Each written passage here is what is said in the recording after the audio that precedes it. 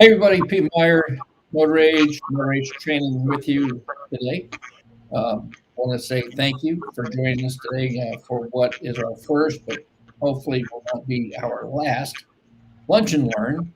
Hopefully we can provide some information, especially to your shop owners, that you can use to improve operations, improve your bottom line, and help keep more of the hard money that you're making in your pocket. And one guy I know that can really help you with that is our guest for this first lunch and learn. I'm sure you've seen him and heard of him before, Mr. Jeremy O'Neill of Advisor Fix. Of course, his forte is making sure that your service advisors are salesmen and not just order takers, and helping you uh, plug the leaks in your service revenue. So with that, Jeremy, I'm going to turn it over to you, and it's all yours.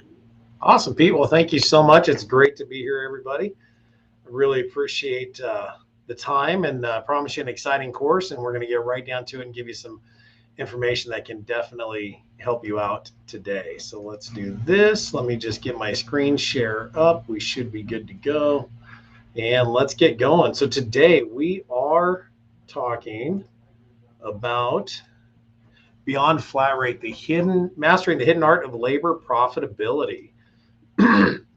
Let me go through a couple things real quick. Let's just get the slideshow going here. We should be good to go. Let me make sure here. Okay, so beyond flat rate, mastering the hidden art of labor profitability. Let me do this real quick. We're going to talk about labor profitability today, and this is something that's near and dear to my heart. As you see on the slide there, I am a shop owner. I actually currently own and operate Freedom Auto Repair, and we've actually moved from that location to a new location this year. So we've had to move in the process, which has been crazy. I'm also a service advisor coach for Advisor Fix. So I work with service advisors on the front line every single day, and I'm an ASE certified technician. So I understand what shop owners go through as far as creating sales, but then also at the end of the month, at the end of the week, where did all the money go? And one of the things that will hinder your profitability is losing labor dollars.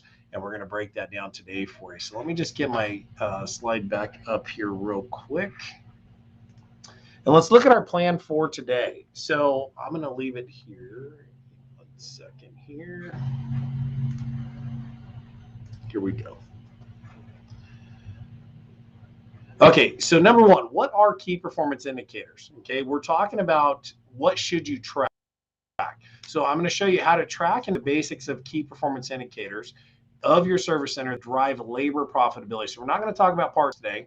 We're going to specifically talk about labor and the labor profitability portion of it. And then the third one is understanding the importance of labor sales and their relationship to profitability. So there is a lot going on here. And what we're going to really dive into is how to create the labor sales. And I've got a lot of information. Breaks down to two basic key components that we're going to go through. So number one, what are KPIs? Well, simply put, a KPI is simply, it's a way to measure. It's a key performance indicator. And KPIs measure the performance of your business in specific categories and activities. Now, here's the challenge we face as service advisors. As a service advisor, my day moves incredibly fast. And I've got to be able to know whether I'm creating profitable sales and that my activities are going to be profitable and that I'm not just caught up in the busyness of the day. Because after all, busy is a 4-letter word, and you can go home exhausted at the end of the day and have a lot of cars that went through your shop. But if you're not tracking the right KPIs and making sure that you're profitable, the money could slip through and you could just be pushing dollars through your business. So I want to help you with that. And we're going to focus in on those two items here. So let's go to our next slide and let's look at this. So what performance indicator should I measure? So as a service advisor and a shop owner, these are probably the two main components that you need to look at when it comes to your labor profitability. So number one is this, the amount of time that it takes a technician to produce the labor. So as a service advisor, our job is to capture the cars, write the car up, get the car into production, get the inspection done, communicate with the customer about what needs to be done, get the approval, then get the parts procured, and then get the car into the repair. So here's the challenge. A lot of times shops are simply using the labor guide to determine the amount of time it's going to take to get the job done. And that can be a double-edged sword, and it can be a pitfall for you because after all, If you have a technician that is not at 100% on flat rate and he's maybe at 60 or 70%, that could take more time to complete the job. And if you're in a state like California, that hourly rate could cost you a lot of money, Mr. Shop Owner. So what we're going to look at is this ATR. It's a new key performance indicator that we're tracking at Advisor Fix and at our shop. And it talks about the amount of time that it takes a technician to actually produce the labor. And then the second one is this, the amount of money that you charge for the labor. So these are two things that I'm going to show you quickly on every ticket, even at the estimating part of it, because that's really key that you should track when it comes to labor profitability. And then we're going to actually help you increase your profitability when it comes to your labor sales. So the next one is this. This thought is amazing. It really helped me as a shop owner to really transform my profitability. Understand this, that the ultimate profitability of your shop is decided in the moments when you build your estimate. Here's the challenge. If you're looking at your P&L 60 days later, so let's say you're looking at November's profit and loss statement, and you discover at the bottom of the P&L that there's just not enough profit on the P&L. Here's what I want you to do. I want you to go back to every customer that came in November, and I want you to call every single customer, and I want you to ask them for their credit card and let them know that you're going to charge them an additional $25 simply because you didn't make enough profit for the month of November. So do it. Pick up the phone, call the customers, ask them for an additional $25. I guarantee you this, they're going to laugh you completely out of off the phone simply because you can't go back in time and ask for the money when you need it. Now, here's the challenge. What cost you your profit during the month of November wasn't necessarily the entire book of work that you did in November. It probably was anywhere from 5 to 10% of the jobs that went sideways and cost you more money. So understand this, the ultimate profitability of your shop is decided in the moments when you build your estimate, okay? Next one here is this. It's the flat rate manual. So we all use these every single day. There's Mitchell, there's AllData, there's Identifix, there's even Bush. You've got the motor labor guide right here. And all of these tie into a couple different things. This is where we get the time. The block of time that you think it's going to take a technician to complete the job is actually coming out of the flat rate manuals here. So I'm going to show you how to use this as a guide. And please keep in mind that the labor manual is simply a guide. It's there to guide you on average what it should take your technician to do. It's not the Bible. It's not law. It's there to help you figure out what you should be charging customers. But keep in mind, there's other things that go into this. We're going to break this down for you here today. Let me just check on one thing real quick. I just want to go here, make sure we're good.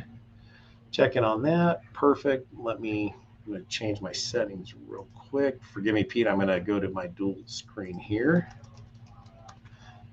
because I can't see. No worries. It's always about a live event. That's what makes it so much fun. Yeah, exactly. I just want to have my slide up. I can't see anything else. I want to be able to look on my other screen here real quick. So let me do extend.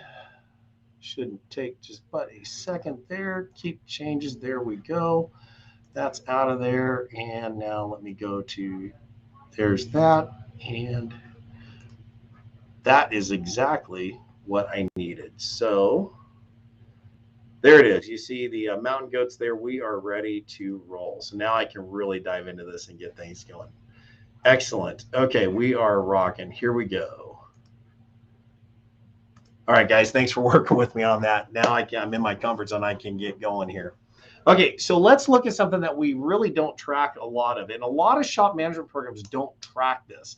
And it doesn't, there are so many out there. I'm not even going to talk about shop management programs. I'm going to show you mine as we go into some live examples today. But let's talk about one of the things that goes into the mix of finishing the repair, and that is the actual time of repairs. So write this down. If you're taking notes today, please write this down. ATR. It's a new KPI that we're tracking, and it's called actual time of repairs. So what I want to know is exactly how long does it take my technician from beginning to end, from the road test, from getting the repair order, logging into the system. How many minutes and seconds does it take him or her to actually complete the repair?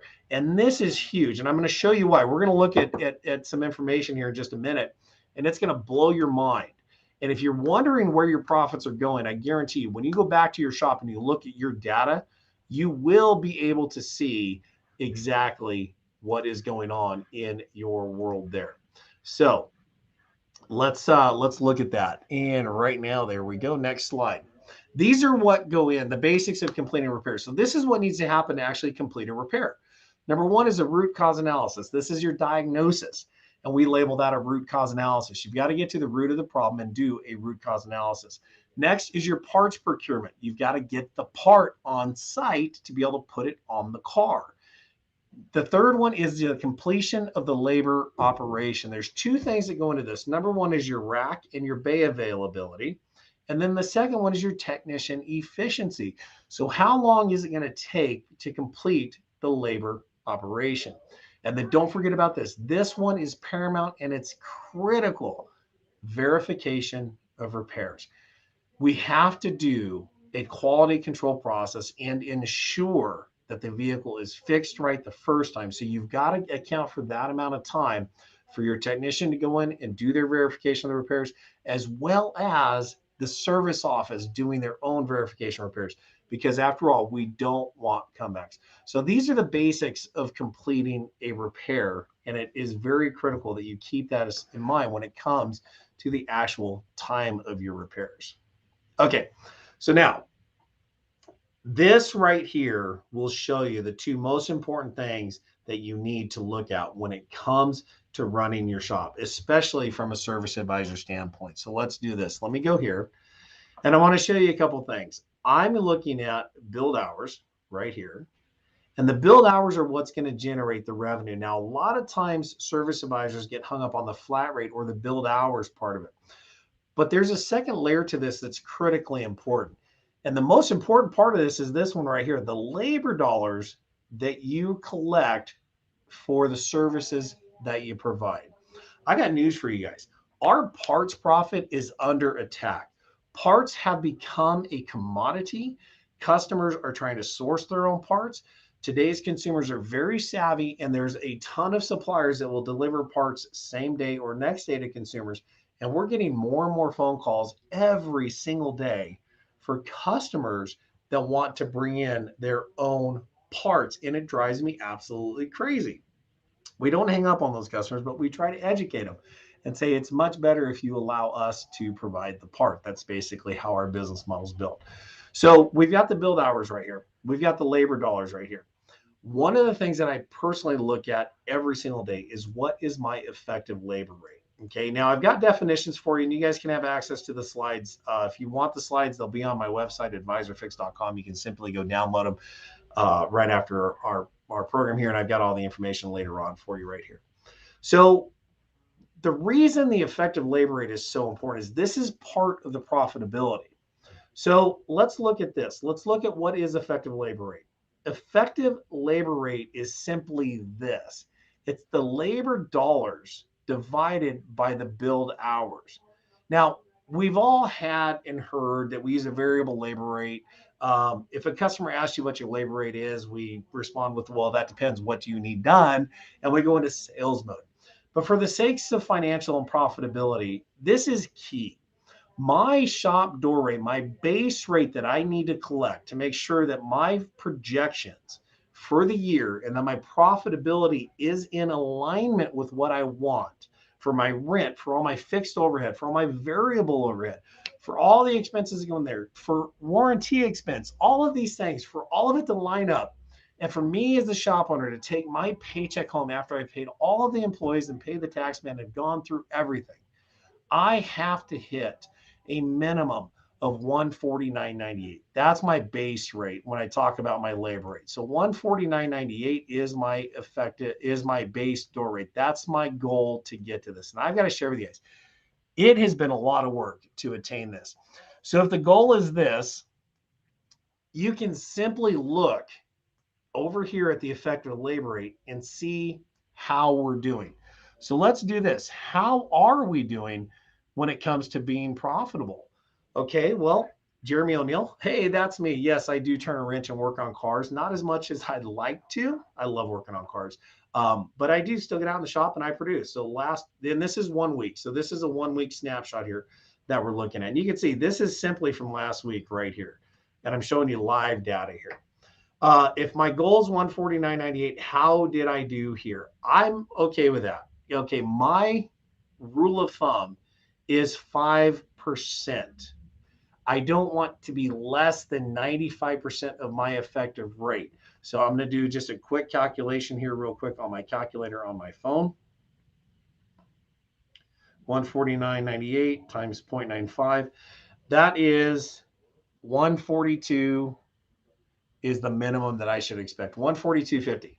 So my base, my bottom is 142.50. Anything lower than that, I've got to change something. I'm going to show you how to do that here in just a minute. Okay. So let's look at our techs. Now here's the challenge. We all have more than one technician working in our shop, hopefully. Unless you have one tech, then you can do this with one tech. But you can simply go through the list and find out which technicians are costing you profit simply by looking at this. So waiting for dispatch only did it. This is just kind of a parking area, so we're going to cross that one out. Now let's look at Carl Hart. Carl billed 21.3 hours last week, and his effective labor rate was 164.33. So on a performance basis, if my target's 150, Carl's actually doing a good job on the effective rate. Now, here's what's missing. It shows that he worked 70 hours to bill the 21 hours. Holy cow, I think he had to forge some part or make some parts. That's just horrible productivity and efficiency right there. So this is all going to blend in, but let's get back to the numbers here. Let's look at the numbers because this is a really quick calculation that you can do. And let me make this really clear. When you're dealing with your effective rate over here, I'm not taking into account efficiency. It's simply the labor dollars divided by the billed hours. That gives you your effective rate. And I need to collect this rate on every billed hour that is done. And if I'm not, I'm giving too much of my labor rate away. Now let's look at our workhorse. Let's look at Mitch Castillo. He did 42.15 hours here, and his effective rate was 149.04. Okay, so that is the effective rate. Now let's do this. I'm going to jump out of the slideshow here, and I want to show you just a couple quick things.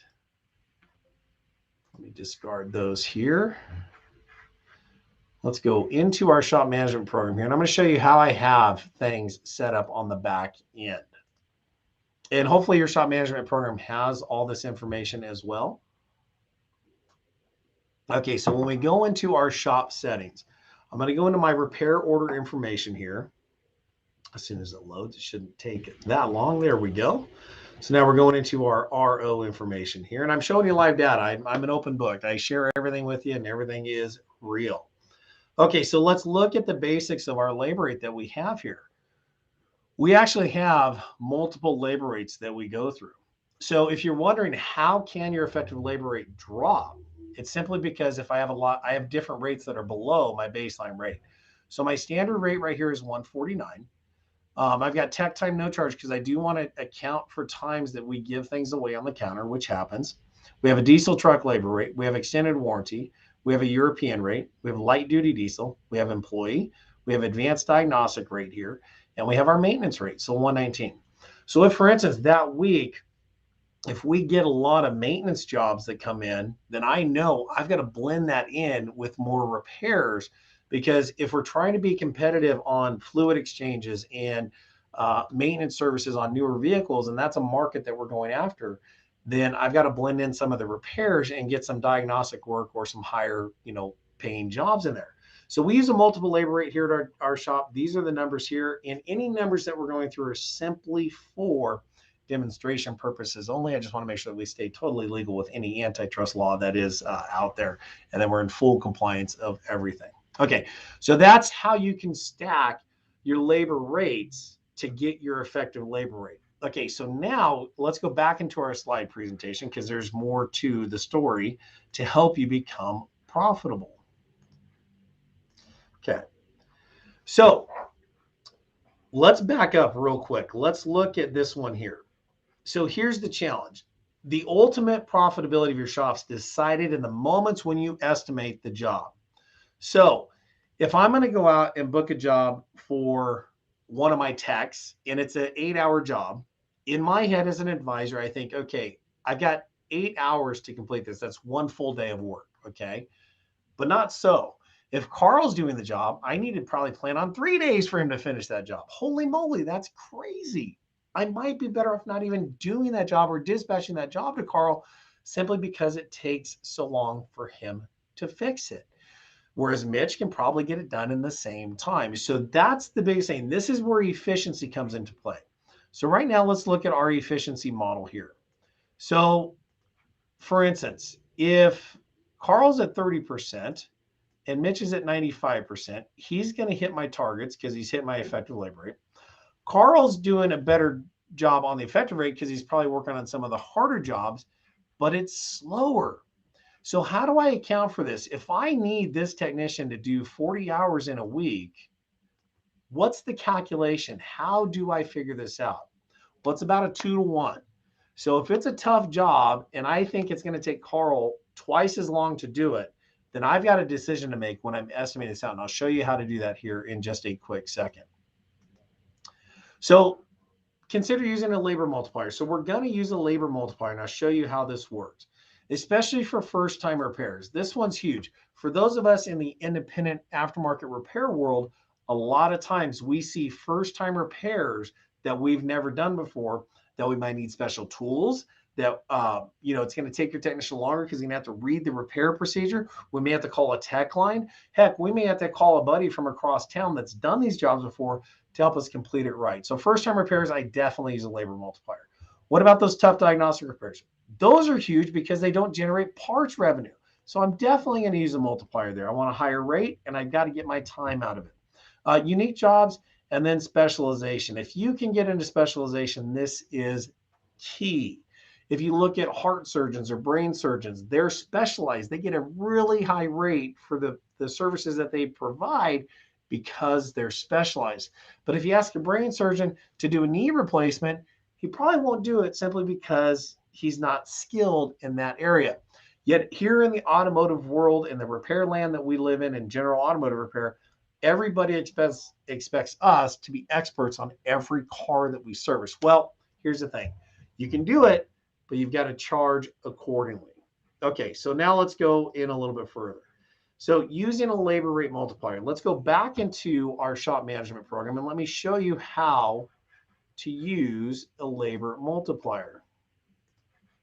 Okay, let me pull this back up here real quick. Okay, so we're going to jump into an actual ticket. I'm going to build something here for you. And we're going to go, I'm going to search for me because I am my best customer.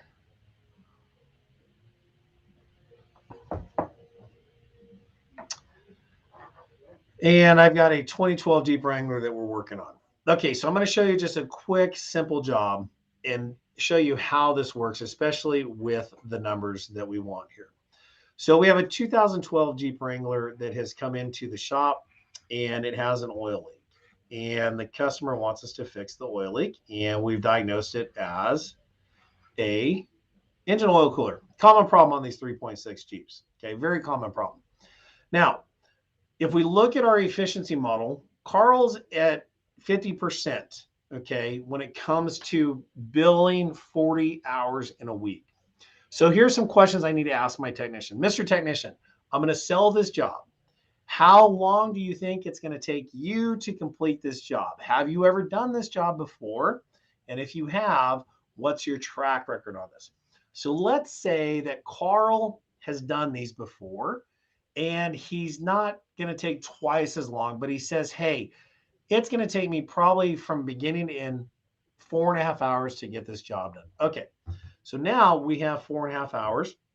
And right here, you can see book time on our matrix is 3.08. Well, let's do this. Let's go into all data and let's just pick on all data and see what they have for us. So we go into our labor guide here. Hopefully we go into our labor guide here. There we go. I love it when things work out live. This is great. Here we go. We're going to pick our vehicle. We're going to do a 2012. Let's go to Jeep. And let's go to Wrangler. And it's a 3.6. All right, so we go up here to our search and we type in oil cooler. And I'll use 3 or 4 different labor guides. And I want to make sure that I'm being fair not only to the shop, but I'm also being fair for the customer. Because after all, I don't want to overcharge customers.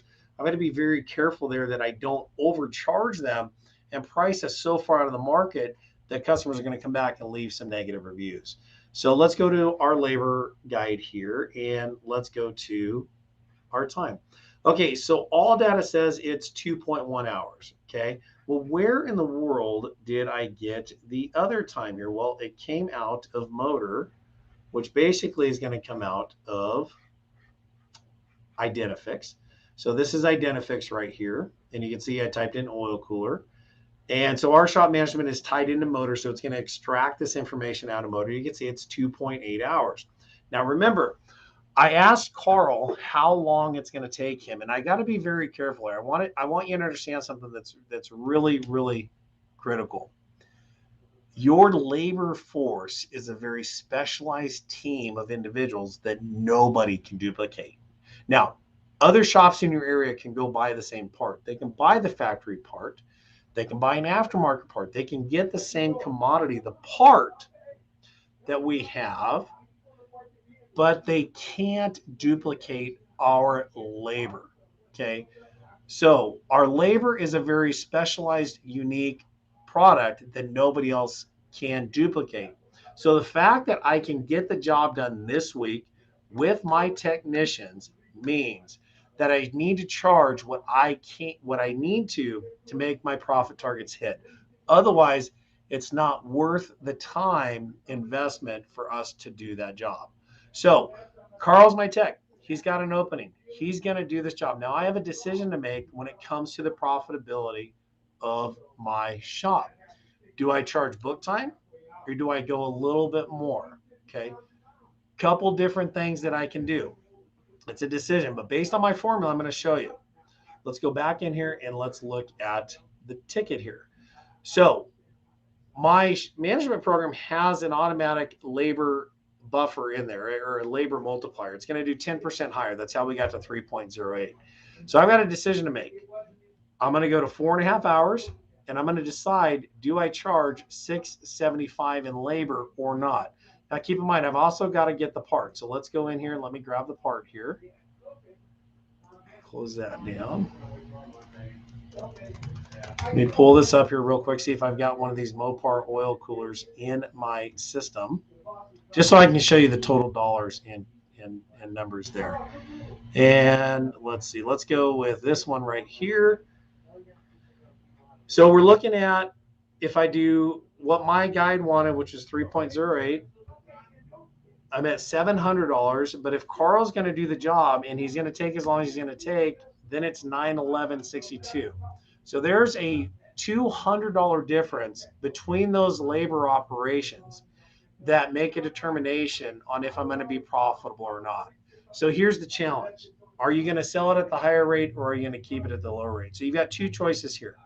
You either talk to your technician and say, look, Carl, I can't do the job in 4.5 hours. I'm going to price myself out of the market. It's going to be way too expensive. So then we're going to adjust the labor time down. And what that's going to do is force us to make sure our technicians are working more efficiently. They get everything together and that they're focused to get the job done in the time that our model has allowed. So let's say I'm going to split the difference and do 3.5 hours. So now instead of selling the job at 3.08, because I know I've got a slower tech working on it, I'm going to sell it at $761.64. And here's the cost justification. Here's the ethical decision you've got to make, because our ethics have to remain true to our client. We've got to take care of our client. If it is in fact going to take that amount of time to do the job right the first time, then I'm okay charging that. But here's what you owe it to your customers. You have to remove all of the distractions out of the playing field, meaning your technician has to be focused. He can't be taking a smoke break every hour. He can't have his phone on with videos playing while he's working on the car. We've got to have a really focused and dedicated labor force technicians that are focused in on completing the job right the first time, on time, every time. Now, as you go through the process here, you've got to track your time. So you've got to bring time clocks into play here. This is really important because the actual time of repairs is key. If Carl completes this job in 2 hours, then I will adjust the charges down. I'm going to be fair to my customer. I don't want to overcharge people, but at the same time, I'm going to try to get as close to book time as I can, but I've got to make sure that my technicians' efficiency rates are where they need to be. So I hope that makes sense to you guys. And that's just one example of how you can actually modify your labor hours and your time. What if I'm not hitting my effective rate? Well, then you simply right here, you can modify the rate. When I worked at the dealerships, I did this a lot. I would go in and change the rate. And let's say that this job, it's a Jeep. What if he's got a jack on the hood and there's all these extra accessories that are going to take more time? Well, you can always justify that as well. But if my effective rate is low and I want to raise my rate here, I can change my rate to say 165 an hour. So I can adjust the labor how I need it. But my message is this: the time to do this is before you sell the work, and make sure that you know your numbers with your technician so you can charge the right time and the right rate based on the job that they're doing, because every job is different. Okay, I hope that makes sense. If you have questions, just chat them up there. I'm monitoring that feed and we can take a look at that. Okay, so those are two different labor guides, All Data and Identifix. And whatever one you use, make sure you're consistent with it. Typically, I will actually go into and look at, compare the two. I'll compare Identifix, and I will also compare All Data. Those are the two that I use most of the time. And then I'll bring in the actual time. How long is it going to take us? And I typically know on this, we're going to have to open up the cooling system. And if you're a service advisor and you haven't seen this before, kick it over here, go into the removal and replacement, go into the labor operations and see what is needed to actually do the job. Okay, let's see here. Oil filter housing. Let's go in here. And these are the labor operators. This is what it takes to do that job. So now you've got the removal. You got everything right here. You can copy and paste this right into your repair order. But basically, it tells you what needs to be done. So you're going to have to drain the cooling system. Yeah, so you're going to have to drain the cooling system. You're going to have to go through, and there's a lot of work that needs to be done on this job. So you can actually educate yourself on the steps that need to be done to actually complete the job. All right. And let's see, Hans says he's not a fan of raising the actual rate compared to raising the labor time, flat rate life. I get that, Hans. I understand it completely. Make sure you're hitting your effective numbers. The effective rate is key. And, I'm a service advisor at heart, so that's basically where my background comes from, is making sure that I hit those profit targets right there. All right, let's get back into our slideshow and see how we're going to do this. Okay, so let's go back here. Let me back up just a couple slides. With our efficiency. So I've given you some tools. You're going to look at your build hours per technician. Our goal is obviously 100%. If you're working 40 hours, we want to bill 40 hours. So technically, Carl should have done 70 hours that week if he actually worked 70 hours. I'm going to say we've got something's off with our time clock here. We need to go fix that. So I'm looking at my build hours. I'm looking at my labor dollars. I'm looking at my effective rate here. Now, if you can hit your targets on labor, then your parts GP is going to fall in line, but your shop's going to be more profitable. I cannot afford to lose my profitability on labor. There are going to be some jobs that we do on the part side of things that are going to be a challenge, meaning we may not be able to hit our normal GP of 50 to 60%. So for instance, if we have a large rack and pinion that has to come from the dealer or from the manufacturer, I might only make 20 or 30% on that part. That's going to affect my profitability. So I've got to be here on my labor. So look, I look at these things straight away, and I can manage my shop effectively and move it into the profit zone. So you're tracking your effective rate. You're looking at the labor dollars. You're looking at their efficiency based off of service hours compared to build hours. And I know exactly where they're at. So how do you create a scorecard from this? Well, let me show you a couple of the tools that we use to track this every single day. So this is something I've used my entire service advisor career. I use a daily goal sheet. I write this down. I have my car count goal, my sales goal, and I'm tracking labor dollars. Now look down here at the bottom. I've got my effective labor rate right there. I can actually see what my effective labor rate is. And this is on a daily basis. If you can manage this daily, that's going to increase your profitability significantly because you can make adjustments the next day. So, to Han's point, if you don't adjust your rate and you're just adjusting the time, that's fine. But if your effective rate is down or you're not getting the hours that need to be done, then you've got to be able to manage your team and coach them into moving that forward and actually increasing these numbers every single day. So I highly recommend a daily goal sheet to track your numbers. We also use a weekly accountability report for our service advisors. We look at our monthly sales goal, month to date sales. We recast our sales goal every single week. What is our average repair order, desired ARO, effective rate? The effective rate is so key. And then also, what sales do we need to practice? And are you doing your role play sessions, yes or no?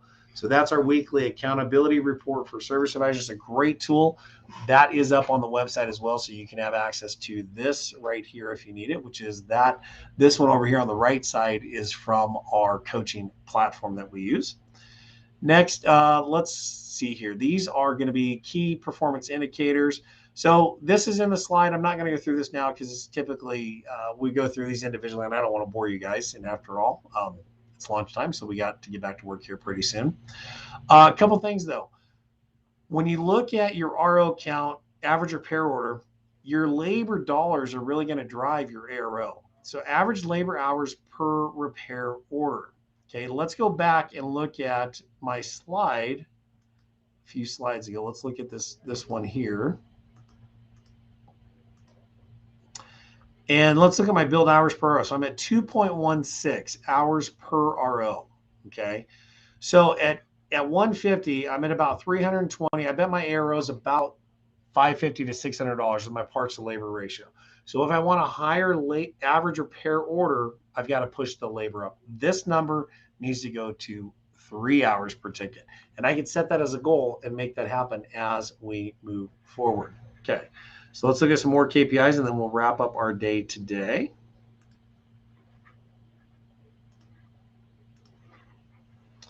So that's your labor hours per hour. Discovered work average. This one's huge. You should be tracking your discovered work average. How much is discovered on each ticket? So this is the amount of work discovered by the techs during the inspection. It includes all work that is estimated to the client, and basically you divide that by the actual work orders you have. And then effective labor rate, that's easy there. Hours sold GP, productivity, efficiency, and proficiency. So these three get confused a lot. We just want to make sure the biggest one I've shown you is efficiency is key. And then your labor rate profitability, you want to make sure that you're not any lower than 95%. Okay. Parts to labor ratio, we're seeing that one change. Monthly labor sales per tech, and then your labor inventory. So your labor inventory can be tracked based off of your projected labor sales per technician. And hopefully it's at about 40 hours per week there. All right, benchmark. So your benchmarks, it's a standard or point of reference against which things may be compared or assessed. So here's my word on benchmarks. Be careful when you're comparing yourself against other shops because certain areas are different all across the country. So you want to compare yourself to your own performance and what your shop should do and set your own benchmarks on what's acceptable for your clientele, the cars that you service in the area that you're in. Benchmarks are key. All right, so let's look at some benchmarks here. So GP, your overall GP needs to be above 60%. That's 50% or more on parts. Labor sales, 70 to 75%. This is getting hard, especially in California with minimum wage laws that are coming in. Sublet sales, 20 to 25%, but overall should be 60% or above. Your ARO should be about 650 or above. Average labor hours per RO is 2 to 3. Now, if you're a quick lube shop and you're doing a lot of maintenance and oil changes, that number is going to drop. But if you're a repair shop, that number should be 2 to 3, and I've seen it as high as 5 to 6 on certain vehicles. You should be finding on average $1,200 per car or more, and then your GP per hour is going to be dependent upon pricing. Productivity, minimum 90 to 95%. The efficiency should be 1.1. We want our technicians billing more than the hours that they're working. Labor rate profitability, 90% or above, and my personal one is 95. I won't accept less than 95%.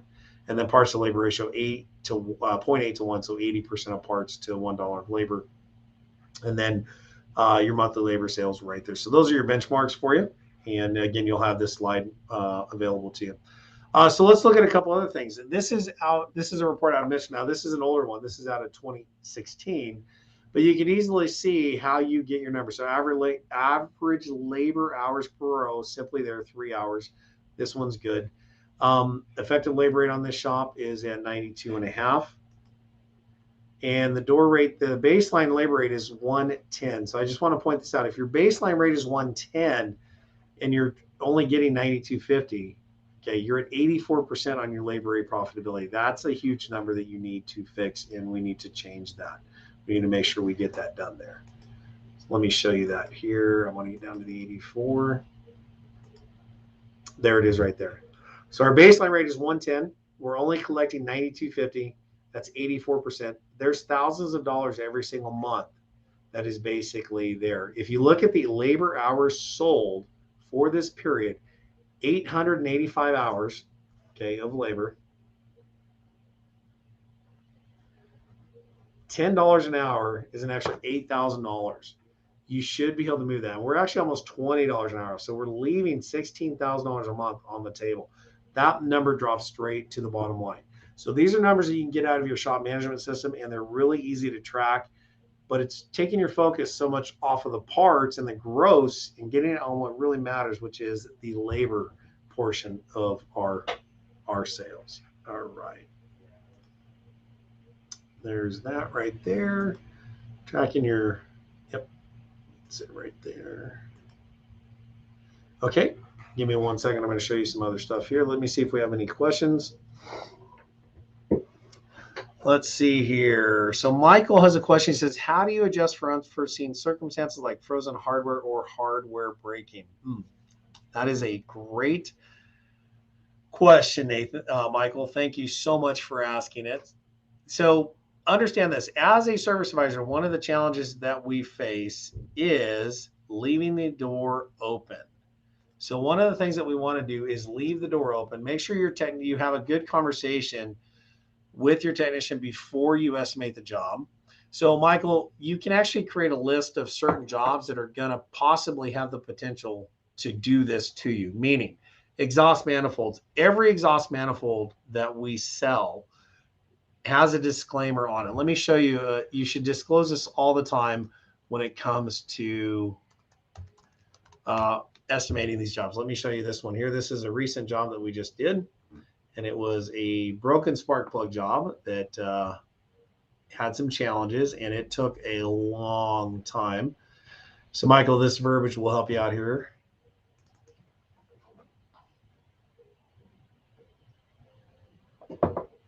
It's all in how you write the ticket. And this is your art. This is the skill that you display as a service advisor. You have to be able to do this and leave that door open.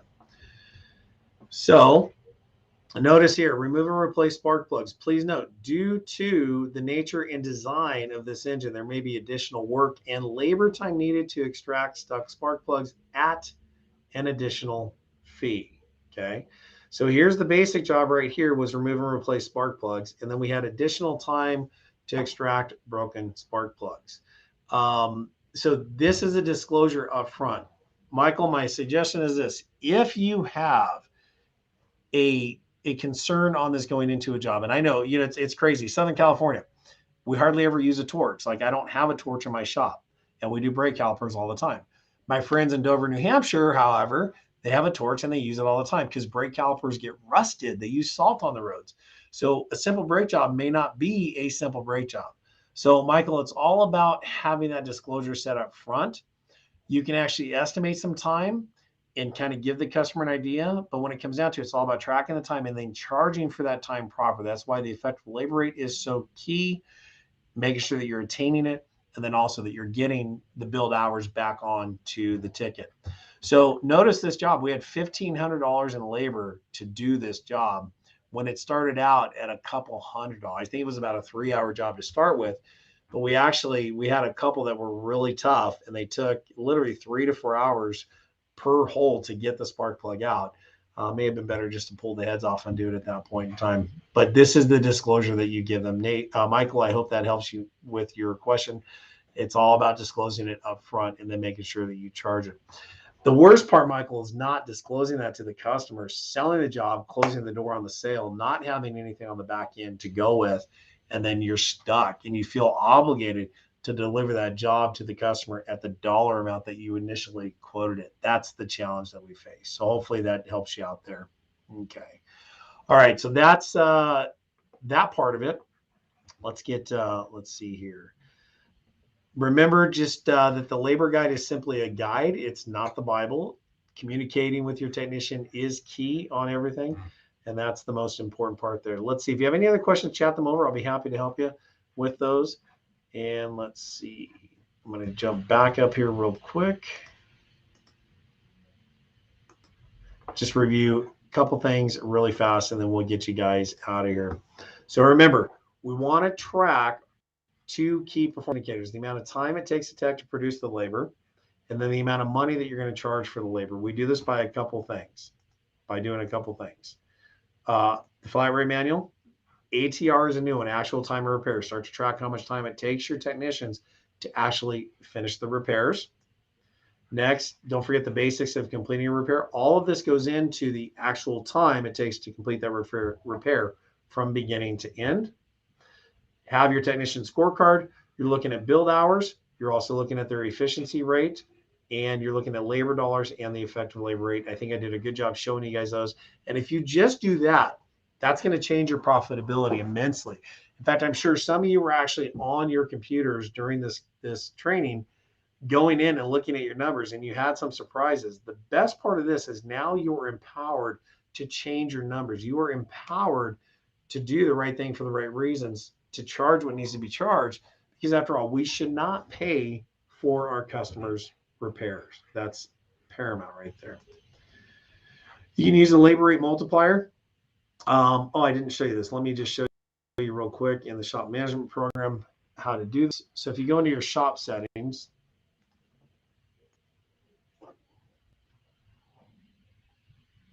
if you use a blanket labor rate multiplier across the board,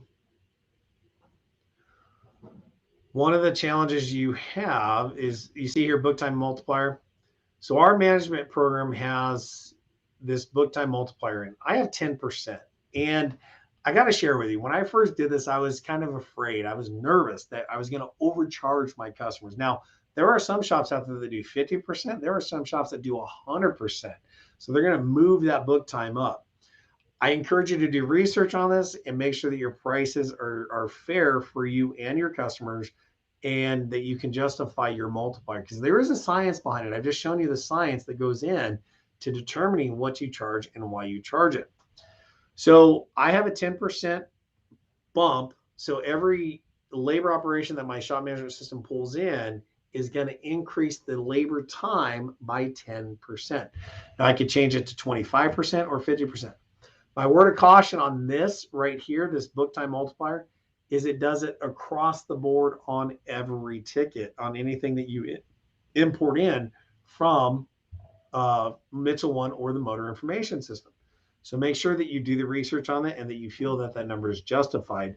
I have felt that 10% is fair. And I got to tell you, it was a minor adjustment that made a huge difference to our Q4 profits for our shop. And we don't charge shop supplies here in California. It's illegal. But yeah, that's a book time multiplier. So you can do a general one over everything. Or if you're an advisor, get really skilled and manage it at the moment of estimating.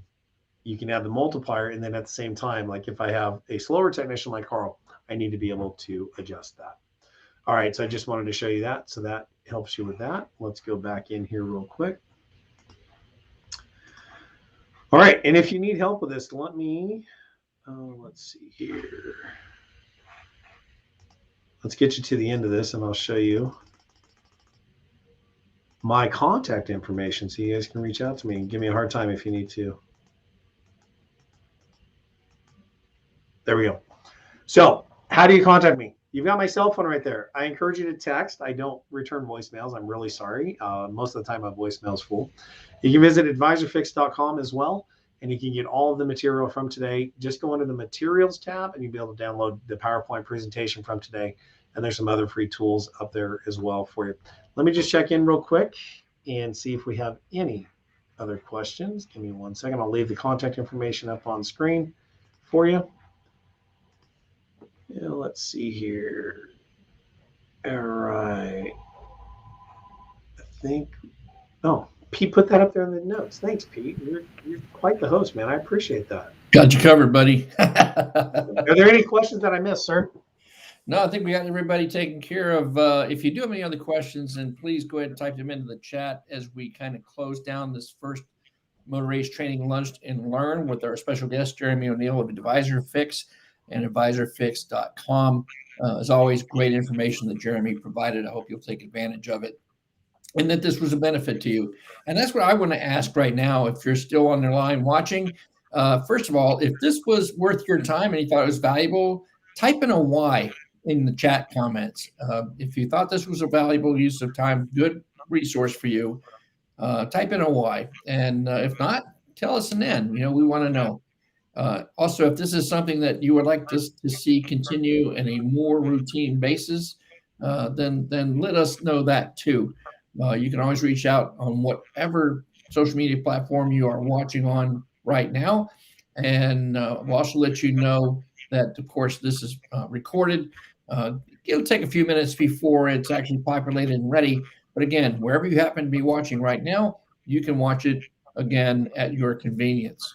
Of course, if you're over on the left coast where Jeremy is, it's not quite lunchtime for you guys yet, but you can still take full advantage of it there as well. So, Jeremy, if you had no other tops, it looks like we had some good comments back, good feedback back. Appreciate you taking the time to join us and providing this information to our audience. And we'll look forward to doing it again with you soon. Awesome, Pete. I appreciate it. Next time I'll have my hair cut, so I won't have my COVID hairdo going on. All right. So until next time, ladies and gents, again, thanks for tuning in. And we will, judging from your replies, we will work on making something like this a routine new lunch and learn. That's from Motor Rage Training. Till then, Pete Meyer, Jeremy O'Neill, take care. And Thanks, guys.